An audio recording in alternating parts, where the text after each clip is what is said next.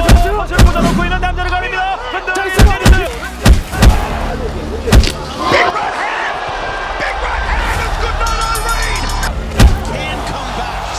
Толгойн яс цөмөрч байгааг би нэг ч харж байгаагүй.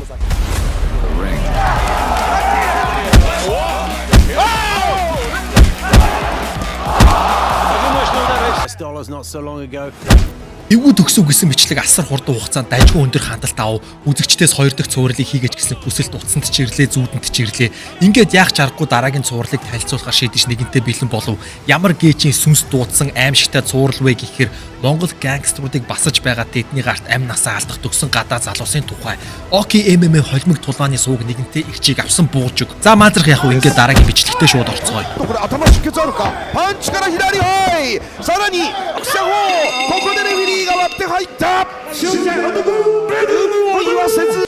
Энэ бичлэгийг гангалж байгаа залуусын нэг бол UFC холбоонд тулалдаж буй нэм жаргал Япон улсын гладиатор холбооны аваргыг 7 секунд намд цогсон энэ залуу олон холбооны цаг агаарыг аимшигтай муутгаж газрыг хөдөлгөж галт уулыг дэлбэлж байна. UFC холбоонд орохоос өмнө хийсэн сорил тулаанд холбооныхон байтугай холимог тулааны бурхан тэнгэрч түүний цогцолтыг хараад цочирдож билээ. Энэ тулааныг хийх үед мэрэгжлийн холимог тулаанд 7 дараалаад ялчихсан байсан. Шивэсний урлагийг биен дээрээ сийрүүлсэн жинхэнэ Монгол баатар төрхтэй энэ залуу тулаан эхлэх хүртэл түүн рүү бүгд ширтээстэй. Харин түүний өрсөлдөгч ганцхан жилийн дотор 6 дараалаад ялчихсан байсан Денмарк улсын шилдэг тулаанч.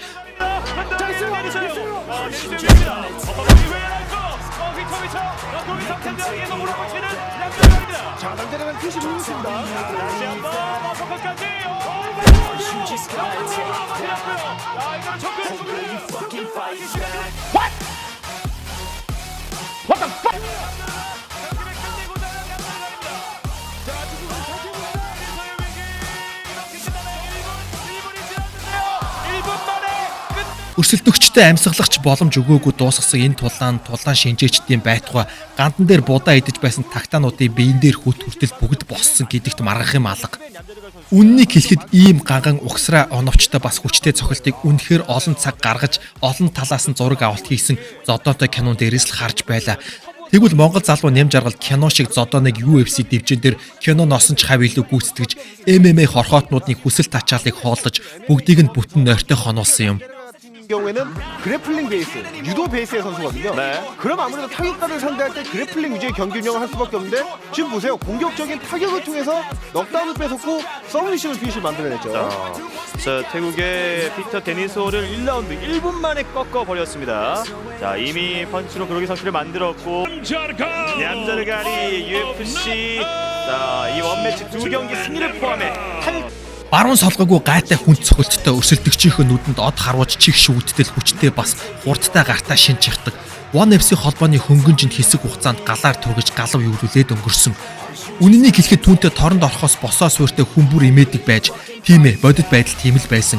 4 дарааллаад өрсөлдөгчөө нам цохиж унагсан хятад улсын тулаанч Маажин жин үзэж нүүр тулалтаас ихтэйдэл шин чагтахыг оролдож эхэлсэн. Тэгвэл тулаан дээр чөтгөр хүртэл нам цохиулж дараа төрлөө олохгүй тэр чихтэй тэнэд алга болдог. Баруун гарт нь оногдож хувь заяа нь газар дээрээ бүтэн эргэж билээ.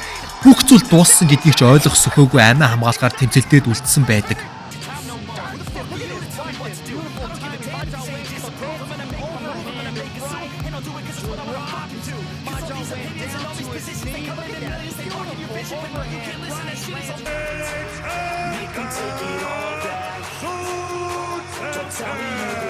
Тухайн үед нэг ч ялагдaltaгүй 10 дараалаад ялчихсан байсан Майкл Пейж жинхэнэ мангас 10 ялалтын 9 цагаасаа өмнө дууссан жинхэнэ мандан бадарч байсан үе. Тийм ээ, түүнд дэлхий жижигдэж байсан. Одоо ч UFC холбоонд асаж дүрлжээд явж буй. Тэгвэл энэ тулаан дээр нисэлттэй өвдөг гэж юу байдгийг Сантос жинхэнэ утгаар нь хэрэгжүүлсэн, мэдрүүлсэн, сүнсийг нь чөлөөсөн, тулааны амьдралд нь цэг тавьсан. Энэ тулаанаас болж өрсөлдөгчийн гавлын яс цөмөрсөн, зүгээрчлэг цөмрөөгөө бутарч цөмөрсөн, шууд эрчин тэмчилгээрүү шилжсэн, мис засал хийлгсэн. Энэ төрлийн гэмтэл амь насанд асар том аюултай. Энэ цагаас хойш энэ тулаанчийн карьер бүр мөсөн дууссан. Угаасаа дуусгахаас өөр ямар ч аргагүй хэрцгий спорт.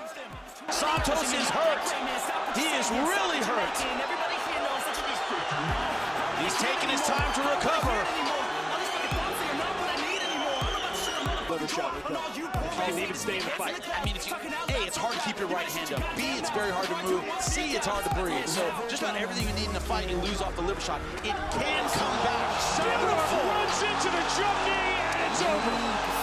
Slow motion, and that's fast. Then here, look at this lunging shot. Could not have timed it any better. Майкл Пейжийн Сантост хийсэн нисэлттэй өвдөг маш хүчтэй очсон. Тэр гавлын ясыг нь цөмлөж орхисон. Гавл нь бүр хонхойсон. Түүний гавл бүр хонхож орсон. Бүр юу гээч эмч хэлэхдээ ийм төрлийн бэртэл машины ослоос лавч болон тулаанаас болж ингэж бэртэхгүй гэж хэлсэн. Миний тулаан үтсэн бүх жилүүдэд дотор холимог тулааныг оруулаад толгооны яс цөмөрч байгааг би нэг ч харж байгаагүй. Дахиад л нэмж аргал. Энэ залуугийн ур чадвар шавхагдах биш. Та бүхэнд гайхуулж ярих дуртай 7 секундын хүнд цохилт. Үүнийг ганцхан монгол сүйтгэгч машин нэмж аргалал хийж чадна. Энэ түүний 6 дахь ялалт. Гэхдээ гих нь илүүц биз. Бүтэн 3 үе тулалдаж үзээгүй. Түүнд өрсөлдөгчт нь хитрхи амархан. Сүүлийн тэмээний ачаа хүнд гэдэг шиг энэ тулаан бол аваргын бүсний тулаан. Нэмж аргал монгол тулаанчийн үндсийн ур чадварт 7 секунд хангалттай гэдгийг энэ цохилтоороо баталж цэг тавив.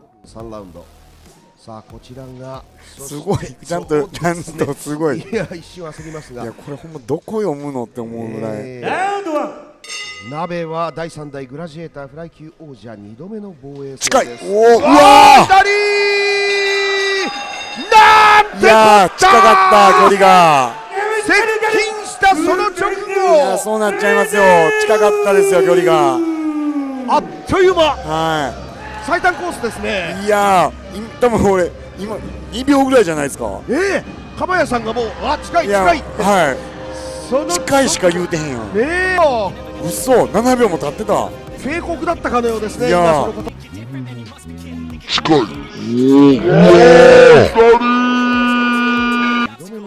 近いおーうわー左剣は強いの連れてきますねちょっとこれは大変です日ね。本に強いのいっぱい出てきて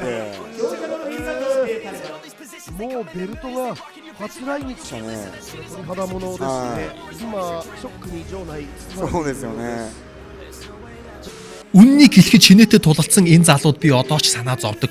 Япон тулаанч Yoshida Kai 6 дараалаад ялчихсан, нэг ч ялагдaltaгүй явж байсан галзуу тулаанч, 4 дараалаад ялчихсан байсан Монгол тулаанч Шинбаатар эсрэг Онолт таарав.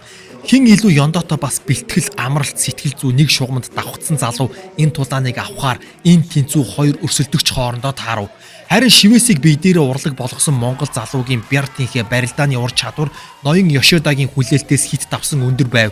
Үүгээрч зогсохгүй золтоол дивжин дээр нөгөө ертөнц рүү явчихсангүй. Үннийг хэлэхэд тулааны дараа энэ залууд санаа зовж байлаа. Бас яг ингэж ялсан ялалтыг анх удаа харсан залуус цөөнгүй.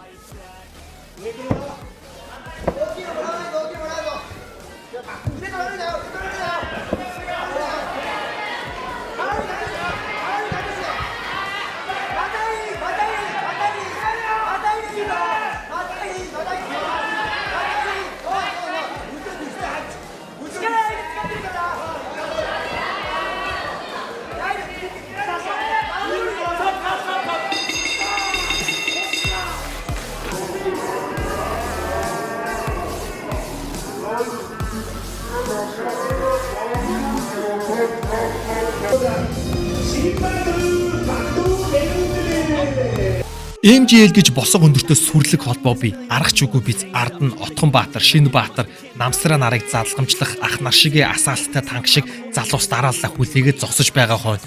Тэгвэл Глadiator холбоонд хийсэн Отхон Баатарын ээлжит нэгэн галзуу тулаан, 2 дараалаад ялчсан байсан Отхон Баатар түүний өрсөлдөгч 15 тулаан хийсэн туршлагатай 8 ялалт 2 тэнцээ 5 ялагдал.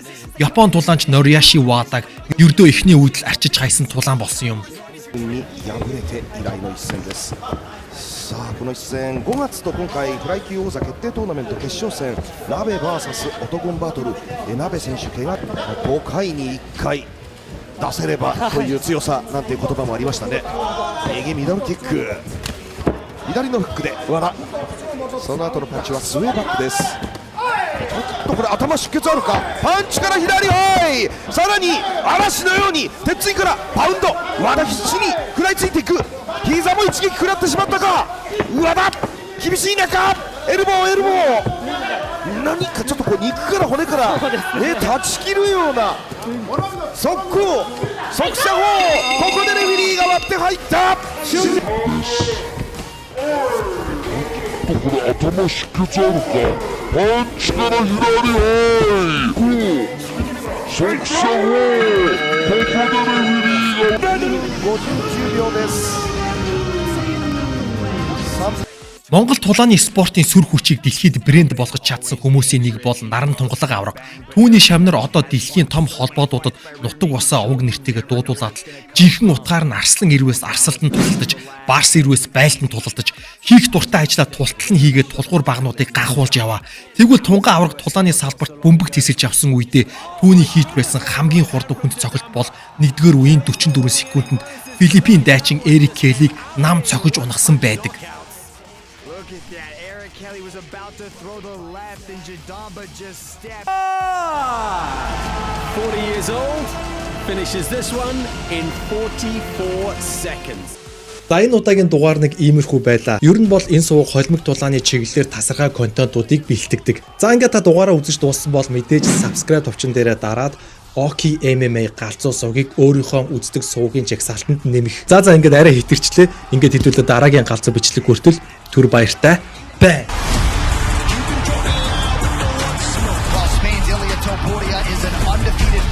His power is phenomenal. His technique is so precise. He is one of the best fighters alive. Whoa! He got him! The belt is headed to Spain! You get exactly what you're asking for. I already proved that I'm the best fighter in the world. To be the best, you gotta beat the best. The best is blessed. Ladies and gentlemen, one of the best of all time, Max Holloway! He wants to show everybody that he's the greatest featherweight that ever existed. This dude's a bad man.